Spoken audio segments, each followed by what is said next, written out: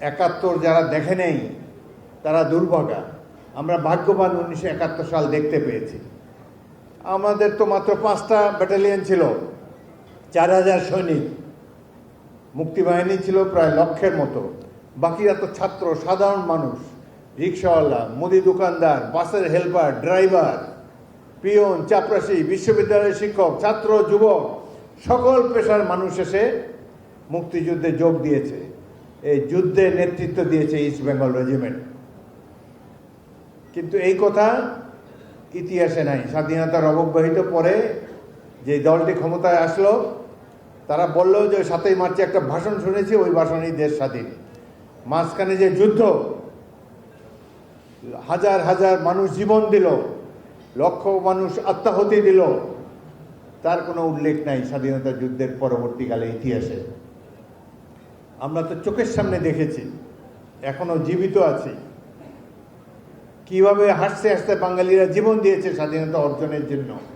ভোগান্তি ভুলে চলে আসুন রিগালে, ওয়ারেন্টি সহ স্টাইলিশ কালেকশন নিয়ে রেডি রিগাল ফার্নিচার। সেই মহাকাব্য চিরকাল বাংলাদেশের নাগরিকদেরকে গর্বিত করবে।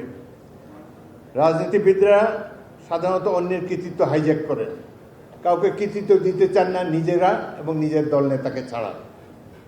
কিন্তু প্রকৃত তথ্য হলো 1971-এর মহান মুক্তিযুদ্ধ ছিল জনতার যুদ্ধ, একটি জাতির যুদ্ধ।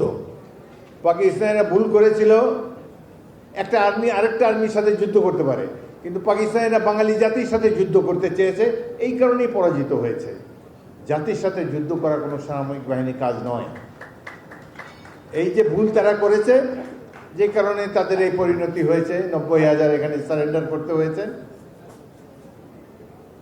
1971-এ এই যে গৌরবময় অধ্যায়, ইস্ট বেঙ্গল রেজিমেন্টের 5টি ব্যাটালিয়ন, তখন একটি ছিল 1ম বেঙ্গল যশোরে, 2য় ইস্ট বেঙ্গল জয়দেবপুরে, 3য় ইস্ট বেঙ্গল সৈয়দপুরে, 4র্থ ইস্ট বেঙ্গল কুমিল্লায় এবং 8ম ইস্ট বেঙ্গল চট্টগ্রামে।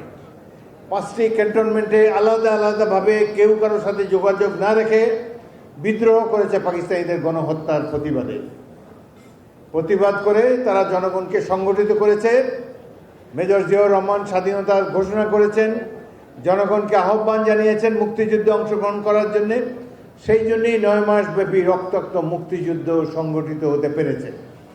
এটি কোনো রাজনৈতিক দলের যুদ্ধ নয়, বাঙালিদের অস্তিত্ব টিকিয়ে রাখার যুদ্ধ।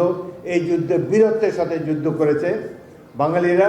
সেই জন্য আমি ইস্ট বেঙ্গল রেজিমেন্টের প্রতি কৃতজ্ঞতা জানাই।